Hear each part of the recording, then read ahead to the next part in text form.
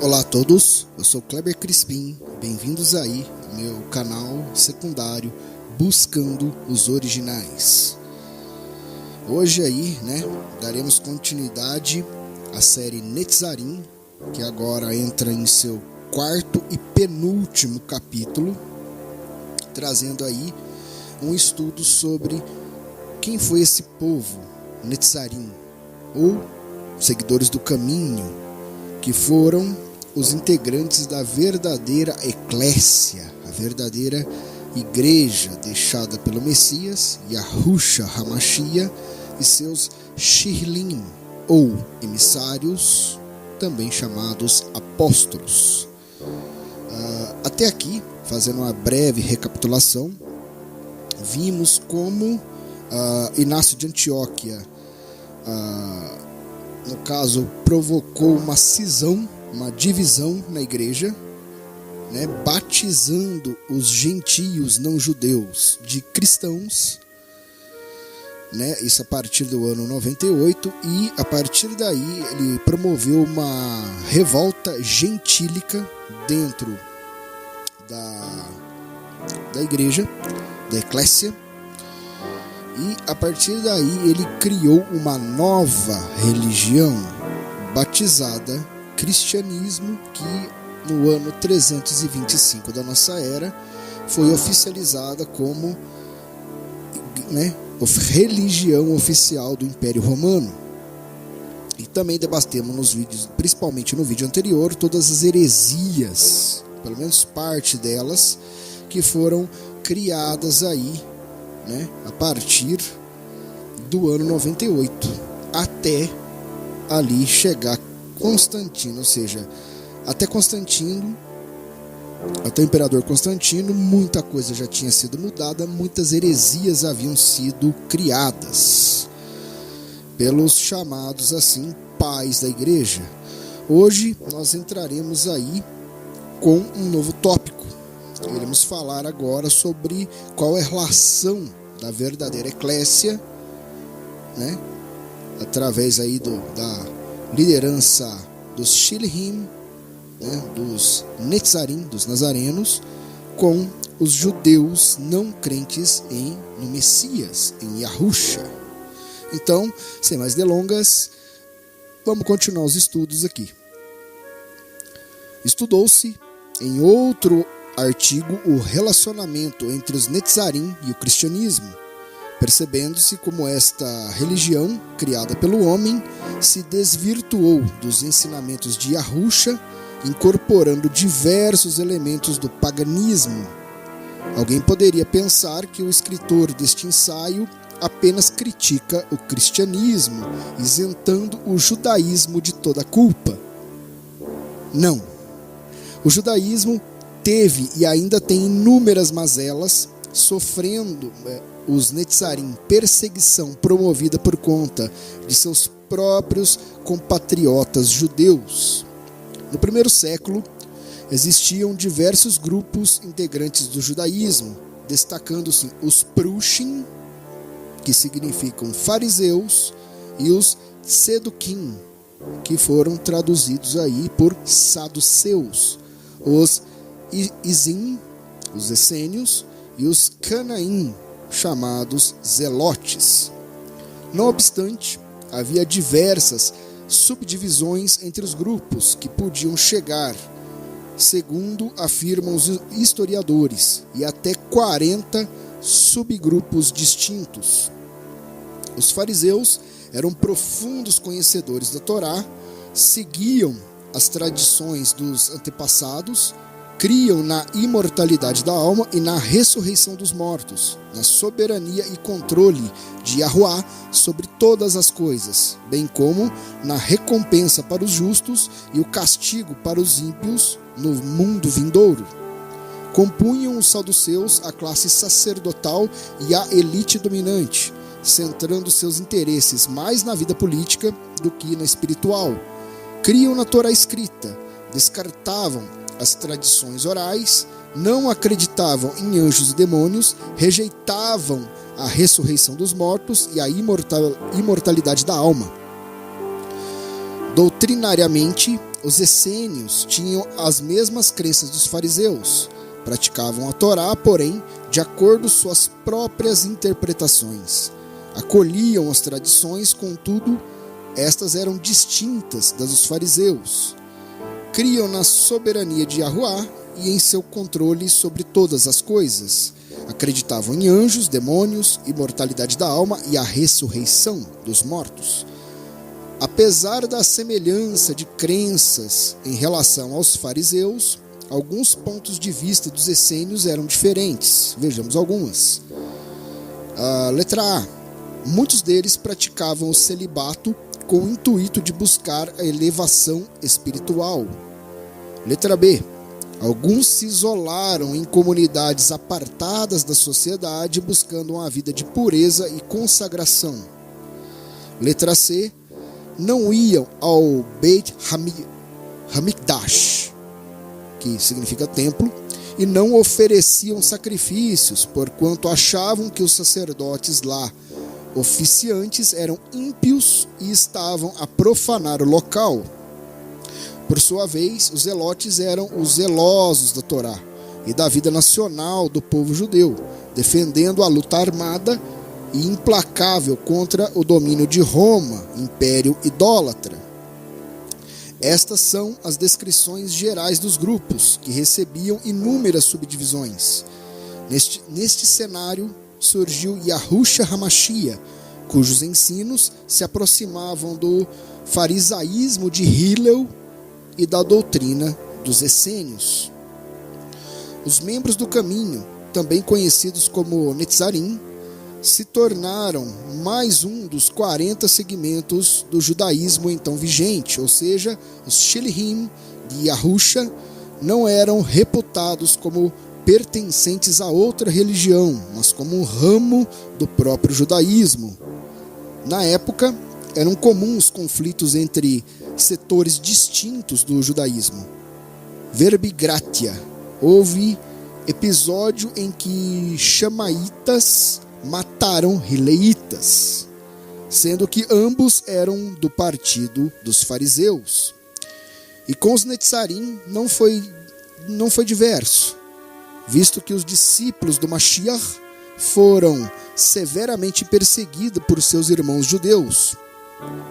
Narra o livro Mahasei Shihilim, também conhecido como Atos dos Apóstolos, o duro embate contra os membros do caminho. 1.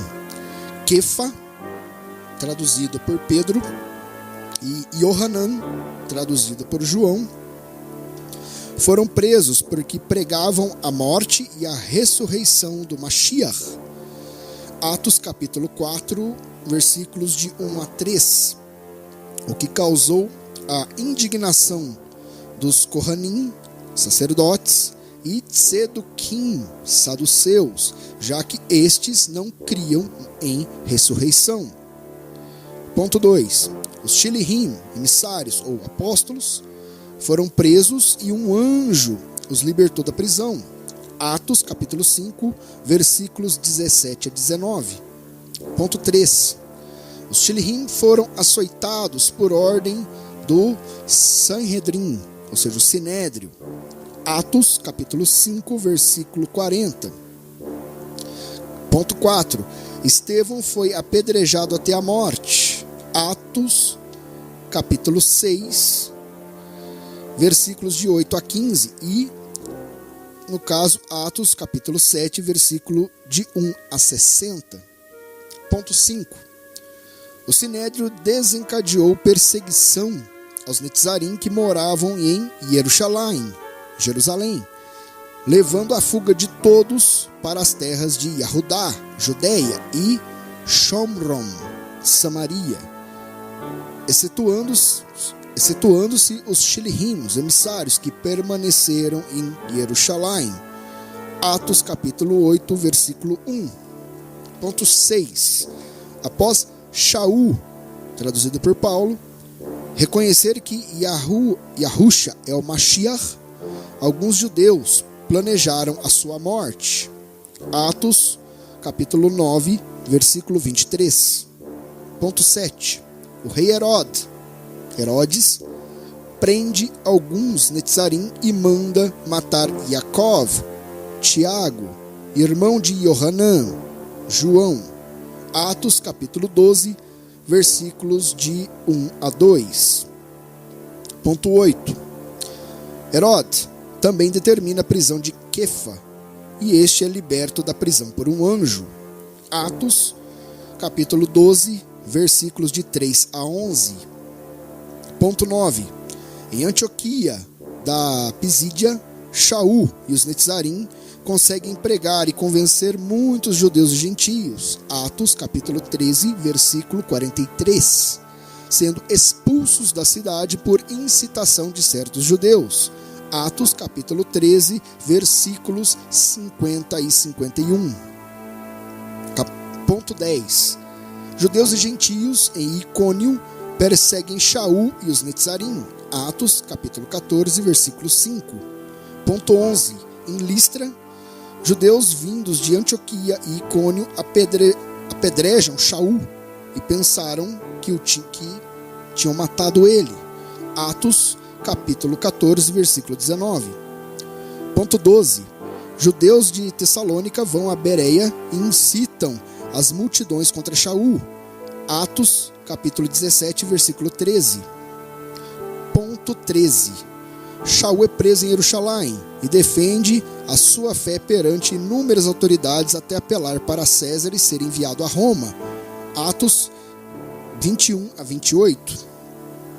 Deste breve cenário extraído do livro de Mahasei Shihilim, Atos dos Apóstolos, conclui-se que os Netzarim sofreram severa perseguição por parte de alguns, nem todos, segmentos do judaísmo. Apesar do conflito, o livro de Atos termina dizendo que a pregação do reino de Elohim prosseguia sem impedimento algum.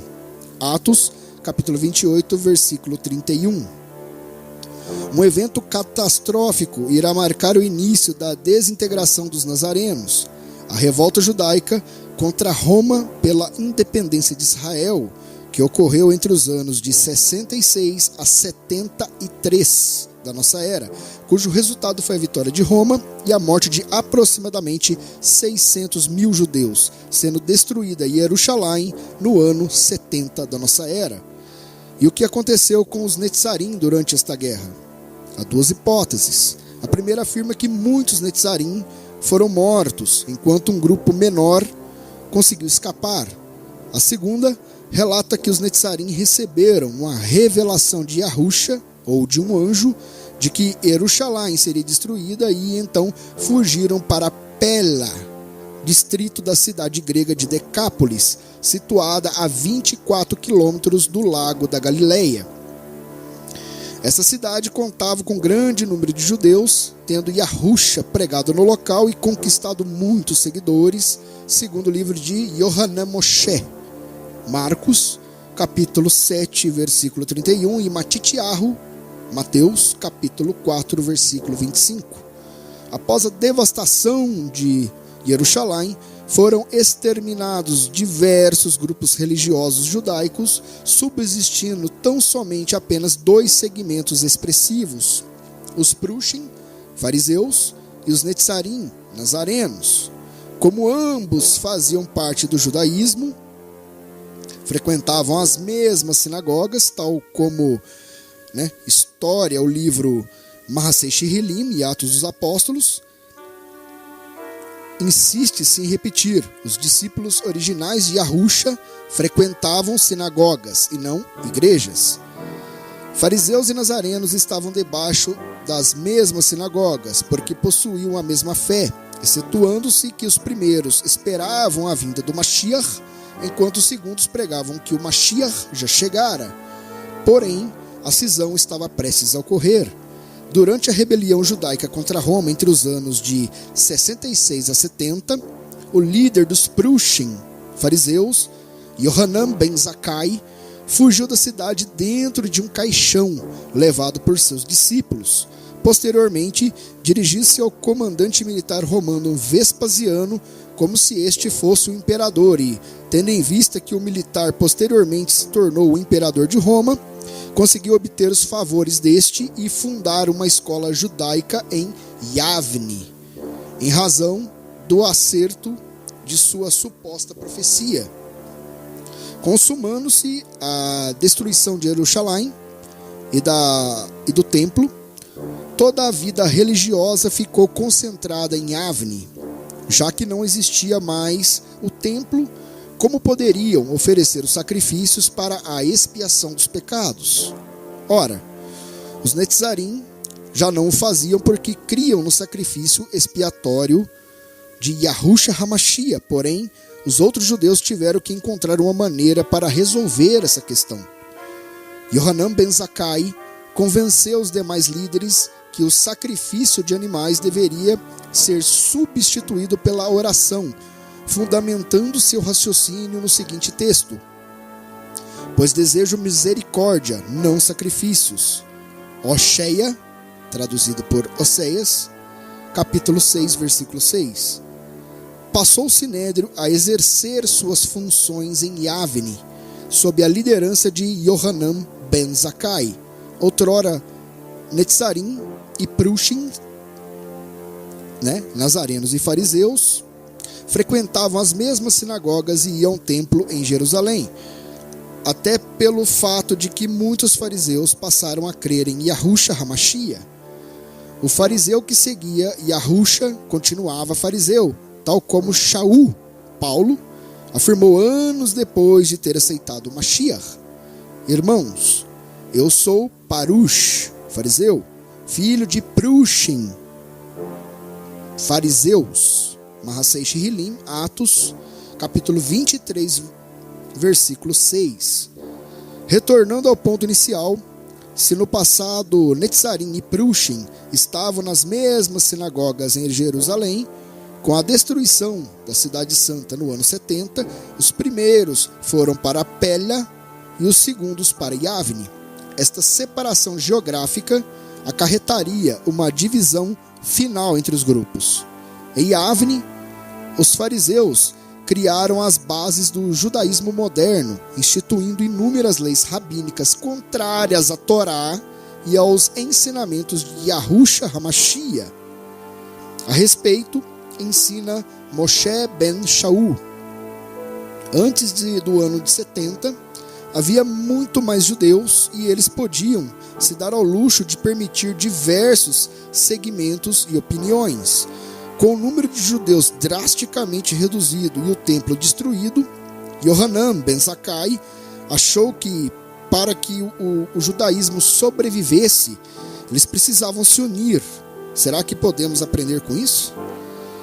Eles achavam que precisavam começar a codificar as tradições orais e concordar em teologia e doutrina. Isto levou muitos anos e houve muitas brigas, uma vez que existiam muitas crenças em meio aos fariseus. A maior das brigas foi talvez entre Gamaliel II e Rabi Akiva, no início do segundo século. Gamaliel II achava que o farisianismo precisava apenas de umas mudanças pequenas, enquanto Akiva achava necessário criar um sistema que desse todo o poder e autoridade aos rabinos. Akiva então trouxe a doutrina de que a lei oral foi dada ao mesmo tempo em que a Torá, e que Moshe, Davi, etc., eram rabinos.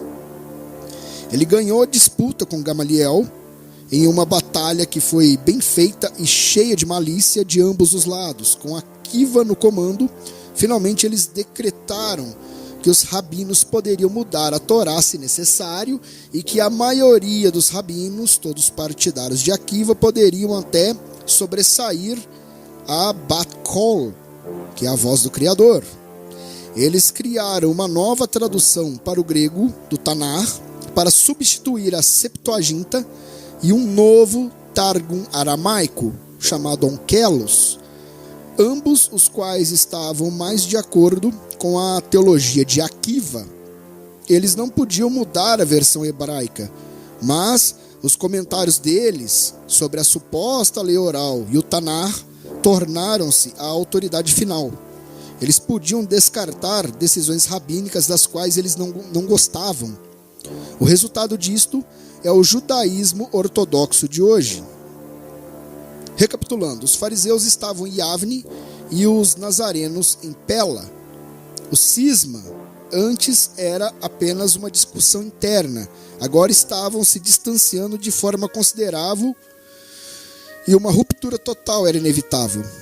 Os rabinos de Akiva começaram a trazer novas regras e teologia. Segundo o livro The Nazarenes, artigo publicado por Moshe Ben Shaul, com base na obra de Ray Pritz, intitulada Nazarene Jewish Christianity from the End of the New Testament Period until its Disappearance in the 4th Century. Como se pode aprender, os nazarenos seguiam a Torá de acordo com a interpretação fixada por Yahusha, porém, os fariseus se achavam dotados de autoridade para criar leis rabínicas, halahá, sendo que muitas delas contrariavam as escrituras e os ensinos do Mashiach. Uma coisa é estabelecer uma lei que interpreta a Torá. Outra, totalmente diversa, é instituir uma lei que cria mandamentos novos, não existentes na Torá, ou até mesmo contrários à Torá. É óbvio que os nazarenos não iam se submeter às regras instituídas pelo rabino Akiva e seus seguidores. Portanto, Yahusha já havia criticado doutrinas que são mandamentos de homens e tradições que anulavam a palavra de Elohim. Isso está em Yohanan Moshe, né? Marcos, capítulo 7, versículos de 7 a 13. Se não bastasse, o rabino Akiva passou a ensinar que Yahuwá entregou duas leis distintas a Moshe no Monte Sinai. Primeiro, a Torá escrita, que são os 5 primeiros livros da Bíblia, Torá Shebiktav, e segundo, a Torá oral, Torá Shebel-Peh, que conteria explicações, interpretações e ensinamentos da Torá escrita. Akiva começou a estudar e a classificar a lei oral, trabalho continuado pelo rabino Meir e pelo discípulo deste, o rabino Yehudá Hanassi. Aproximadamente no ano 200, Yehudá Hanassi culmina todo o trabalho com a compilação da Mishnah, parte do Talmud, ou seja, a lei oral agora se tornava escrita. Reporta-se o pensamento do judaísmo moderno. É crença fundamental no judaísmo histórico que a Torá nos foi dada no Sinai. O imortal Moshe recebeu-a do Todo-Poderoso, ensinou-nos sua mensagem e entregou a nós, seu povo. A Torá era constituída por 2 partes. A primeira delas, o Pentateuco, ou os 5 livros de Moshe, que chamamos de Torá Shebirtav, a Torá escrita. A segunda parte era a Torá Shebel-Peh, a Torá oral, que continha explicações, interpretações e ensinamentos da Torá escrita. A Torá Shebel-Peh não poderia ser escrita. Era ensinada oralmente como um complemento da Torá escrita. Moshe ensinou o separado livro da Torá, acompanhado por suas interpretações, a seu discípulo Yeshua, Josué. Este então ensinou-a aos anciãos e eles, por sua vez, ensinaram a outros. Tudo que era transmitido oralmente deveria ser repetido e repassado muitas vezes, assegurando-se assim que nada seria esquecido. Essa prática recebeu o nome de Mishnah, palavra que significa um conjunto de ensinamentos e instruções. A Mishnah tornou-se nossa tradição oral, transmitida pelos mestres aos alunos, de geração em geração. Desde o início, era proibido compilar por escrito qualquer parte da tradição oral, por 2 motivos. Primeiro, para que mestres e alunos se empenhassem a fundo, sempre por muitas horas, de modo a assegurar que tudo fosse perfeitamente lembrado e minuciosamente compreendido. Em segundo lugar, temia-se que, se a Torá oral viesse a ser transcrita, as pessoas passariam a pensar nela como parte integrante da Torá escrita e começariam a tratá-la como tal. Escreveu Irving Bunning, A Ética do Sinai, editora Sefer, ano 2009, página 2. Qual o grande problema dos nazarenos em relação à lei oral? Primeiramente, não existe nada nas escrituras afirmando que Yahweh deu duas leis a Moshe, uma escrita e outra oral.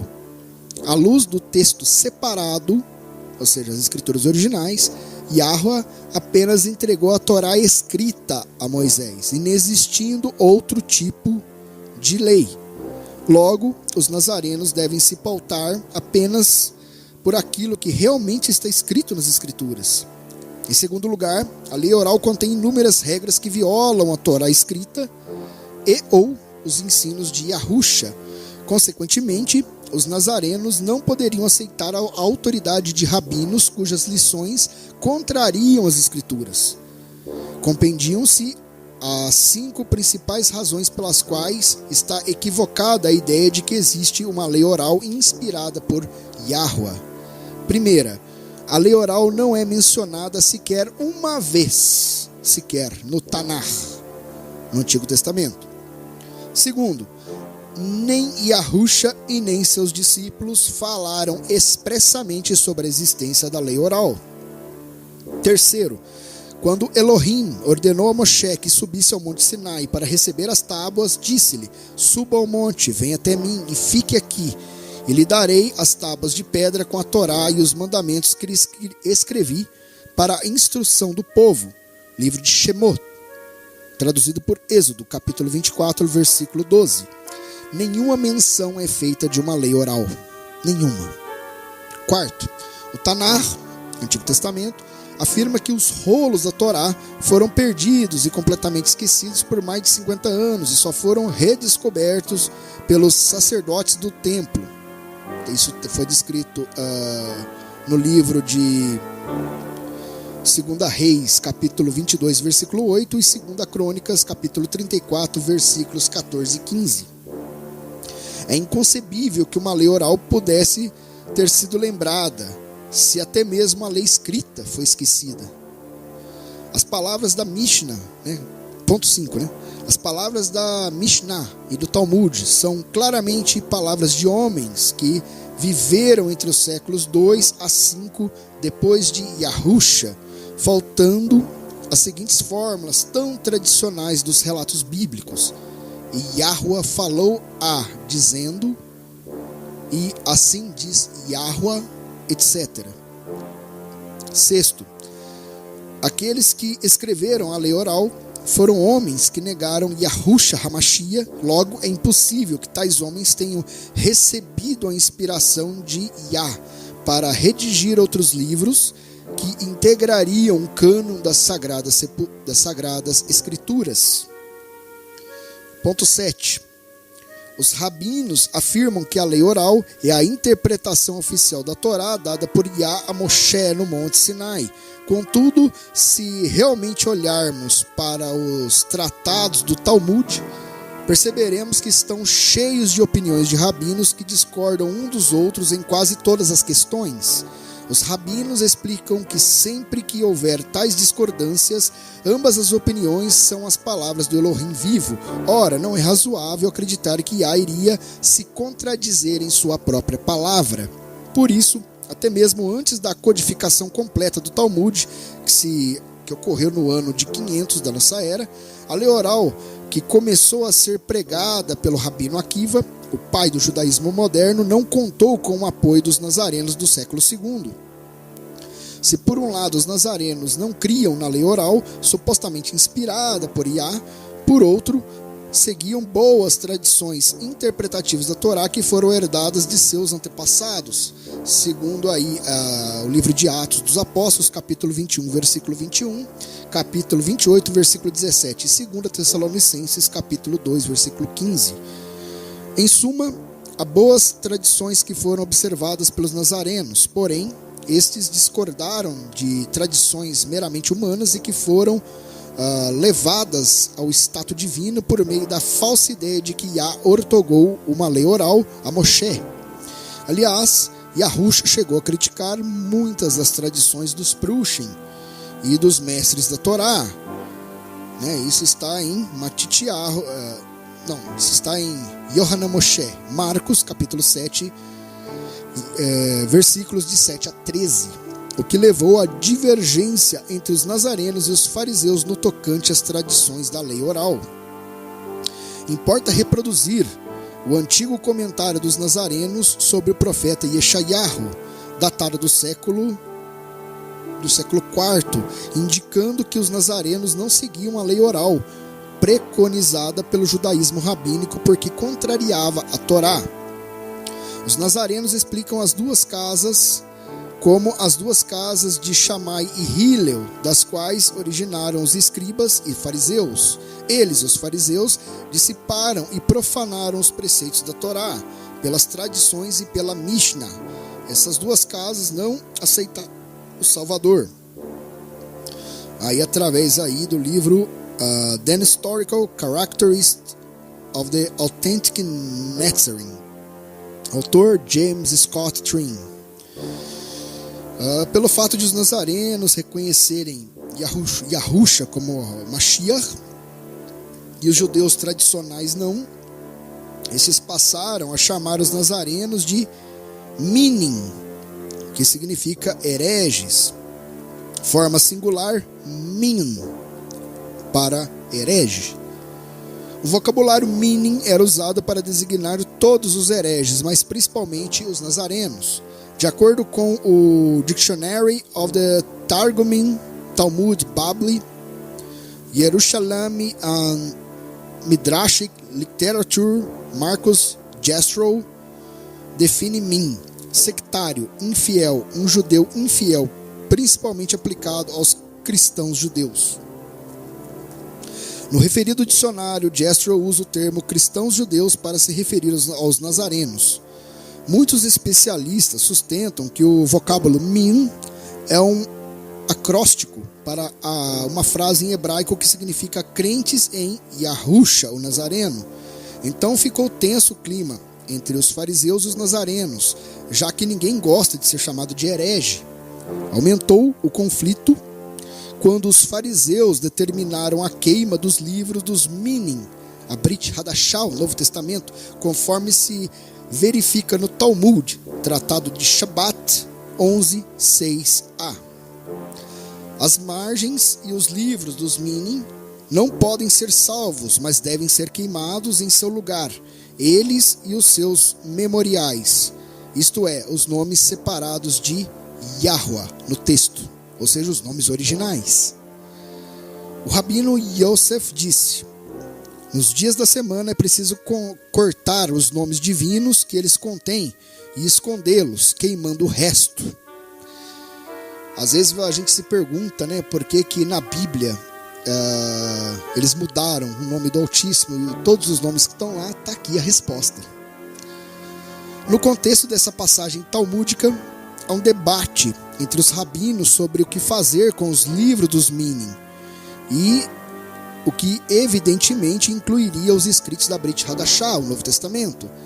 Para os rabinos Tarfon e Ishmael, todos os livros deveriam ser queimados. Por outro lado, o rabino Yosef, temendo que poderia ser profanado Yahuwah caso seu nome fosse levado ao fogo, pensava que os textos em que apareciam os nomes de Yahuwah deveriam ser cortados, queimando-se o restante dos rolos.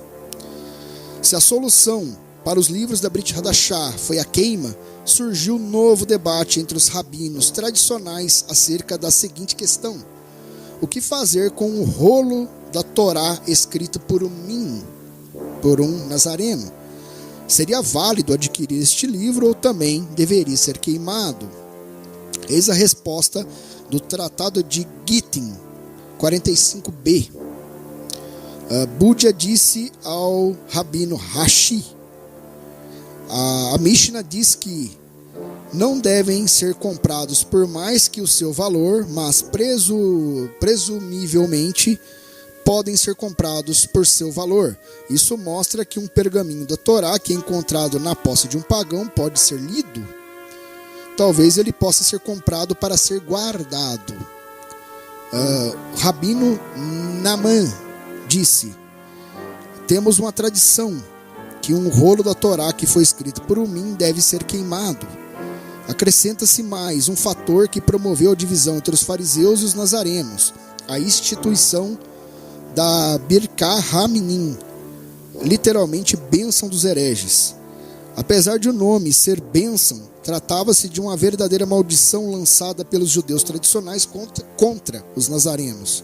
Entre os anos 80 e 90, nas sinagogas frequentadas por nazarenos e fariseus, estes acrescentaram a seguinte bênção na Amidá: que os sectários dos nazarenos morram em um instante se não retornarem para ti e para a tua Torá, que eles sejam apagados do livro da vida e não sejam inscritos entre os justos. Sobre a citada maldição, comentou Moshe ben Shaul: ora, os nazarenos obedeciam sim a Torá, só que não da maneira farisaica. Esta bênção foi inserida para separar os nazarenos do judaísmo tradicional, ao contrário do restante da Amidá, que era feita silenciosamente de forma bem suave. Esta bênção tinha que ser recitada em alto e bom som. Se você fosse um nazareno, teria como opções deixar a sinagoga ou amaldiçoar a si mesmo. Isto, é claro, separou os nazarenos dos fariseus ainda mais, porém, até certo ponto, ainda havia diálogo entre eles até a metade do segundo século, e alguns deles podem ser lidos no Talmud. Entre a destruição do templo no ano de 70 da nossa era e a revolta de Bar Korba, cerca do ano 135, o cisma entre os fariseus e os nazarenos continuou a crescer. Lembre-se que eles eram os dois únicos grupos que haviam restado do judaísmo. Já que seria muito difícil que os nazarenos amaldiçoassem a si mesmos, supõe-se que abandonaram as sinagogas em que a citada bênção era proferida. Cumpriu-se a profecia de Yahusha: eles os expulsarão das sinagogas. Yohanan, livro de João, capítulo 16, versículo 2.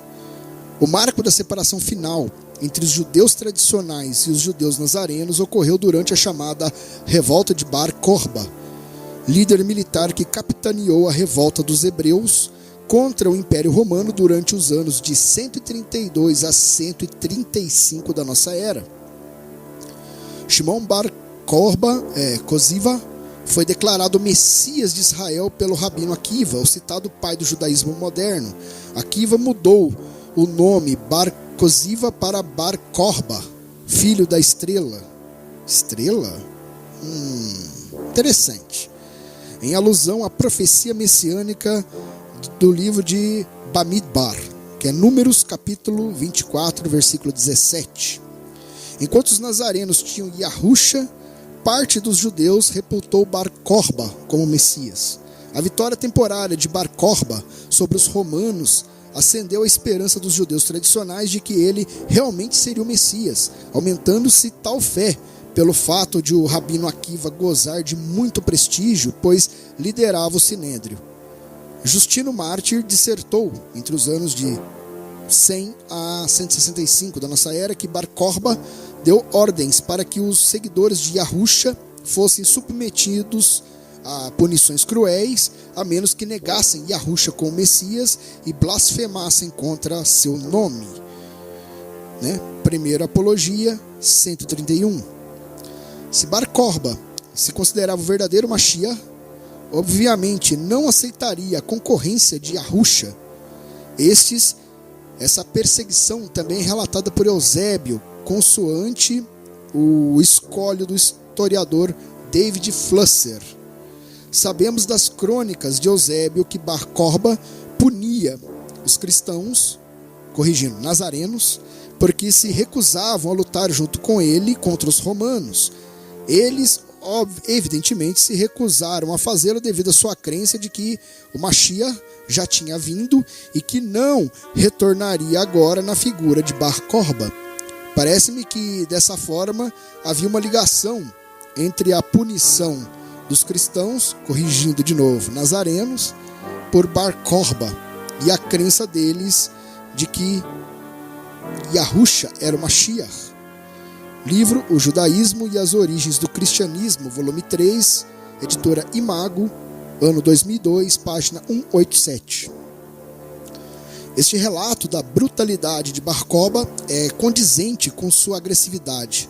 Narra Hugh Schoenfield que Bar Kokhba, para testar a coragem de seus soldados, ordenou que cortassem um de seus dedos e matou seu tio pela mera suspeita despida de provas de que pudesse ser um traidor. The History of Jewish Christianity, London, 1936, página 31. No final da guerra, liderado pelo pseudo-messias Bar Kokhba, os romanos venceram e aproximadamente 850 mil judeus foram mortos. Bar Kokhba teve sua cabeça decapitada e o rabino Akiva foi torturado até a morte pelos romanos, que usaram um pente de ferro em brasa para rasgar sua pele e seu corpo. Mudou o imperador romano Adriano o nome de Jerusalém para Aelia Capitolina, capital do sol, deus romano, expulsando os judeus da terra prometida no ano de 135 da nossa era. Todos os judeus, nazarenos ou não, foram perseguidos e proibidos de entrar na cidade separada. Foi colocada uma imagem de Júpiter em Jerusalém e uma estátua do imperador Adriano no local em que outrora ficava o templo de Yahuwah. Este exílio de Jerusalém somente terminou com o reconhecimento do Estado de Israel em 1948 e a retomada definitiva da cidade em 1967, na Guerra dos 6 Dias. A partir da diáspora do ano de 135, o judaísmo tradicional apartou-se de vez dos ensinos toráticos dos nazarenos, visto que os judeus foram mortos ou espalhados pelos 4 cantos da terra. E qual o destino dos nazarenos desde então? Uns foram mortos na referida revolta. Ao longo dos séculos, outros foram perseguidos e dizimados pela Igreja Católica. Muitos foram convertidos à força ao catolicismo romano e, enfim, existiu um menor grupo que permaneceu firme com a fé nazarena, o remanescente fiel. Muitos eruditos já pesquisaram sobre quando foi supostamente extinto o grupo dos nazarenos. Há teses no sentido de que desapareceram: A, no século IV, B, no século X e C, no século XIII. Por outro lado, há quem sustente que os nazarenos nunca foram erradicados, preservando Yahuwah, um grupo de israelitas que cumpre a Torá e tem o testemunho de Yahushua HaMashiach. Isso está marcado no livro de Apocalipse, capítulo 14, versículo 12. Particularmente cremos que os nazarenos nunca desapareceram por completo. Foram perseguidos, mortos e reduzidos numericamente, porém, ao longo de toda a história de Israel, Yahuwah manteve para si um remanescente fiel. Isso está no livro de Romanos, capítulo 11, versículo 5. Com isto, pode-se supor que a compilação da lei oral tenha sido uma resposta dos fariseus e de seus descendentes para combater os escritos dos nazarenos, a Brit Hadashah, ou Novo Testamento. Isto é, apesar de nazarenos e fariseus usarem o Tanar, o uso da Brit Hadashah pelos primeiros levou os segundos a criar suas próprias escrituras, a lei oral, cuja redação final culminou com o Talmud.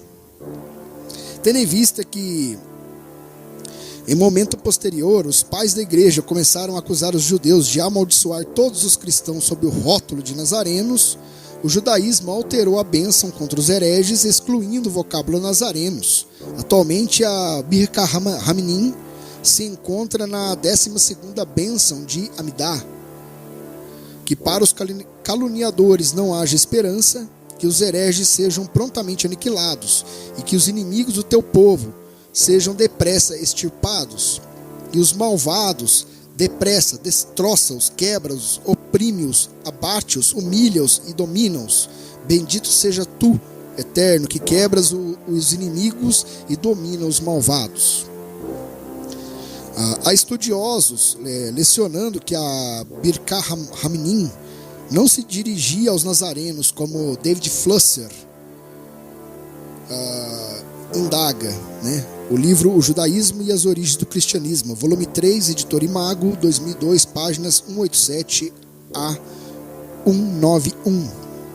Não obstante, Flusser reconhece que existem dois textos da Birkat Hamanim, encontrados na Genizá do Cairo, contendo maldições contra os nazarenos.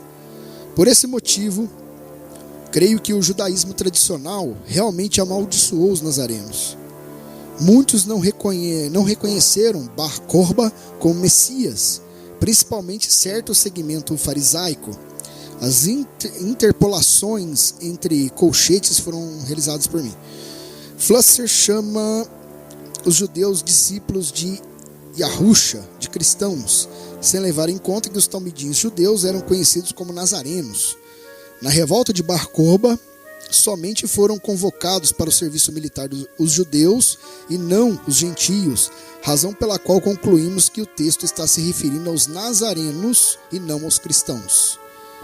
Bem, pessoal, aqui terminamos a nossa quarta parte, né, com esse texto cheio de informações riquíssimas, mostrando como a verdadeira eclésia, a verdadeira igreja, foi perseguida durante muito tempo. É interessante que não importa, entra ano, sai ano, entra século, sai século, entra milênio, sai milênio, a verdade ainda incomoda os homens. É interessante. Vemos aqui que a igreja, a verdadeira eclésia, aquela fundada pelo Mashiach, Yahusha HaMashiach e seus Shilihim, seus apóstolos, elas foram perseguidas inicialmente pelo Sinédrio, continuaram sendo perseguidas pelo Sinédrio e foram perseguidas depois pelos cristãos. Olha que coisa! Ora! Que interessante, não? Pois é, pessoal. Eu vou encerrando por aqui. Já tem quase 50 minutos de vídeo. Essa quarta parte foi um pouco mais longa, mas eu creio que dá para se refletir com todas as informações que esse texto trouxe. Em breve vou trazer aqui a quinta e última parte aqui dessa série aqui, que eu estou trazendo aqui no canal, que eu coloquei aqui como Netzarim, né? Então, que o Altíssimo, Yahuwah Tsevaot, abençoe a todos vocês e as suas respectivas casas e famílias, e que as bênçãos do único pastor, Mashiach, Yahusha HaMashiach, sempre lhe deem um norte, lhes ajudem a terem discernimento com todo esse estudo e com as escrituras, ok? Fiquem na paz, obrigado a todos e até o próximo vídeo.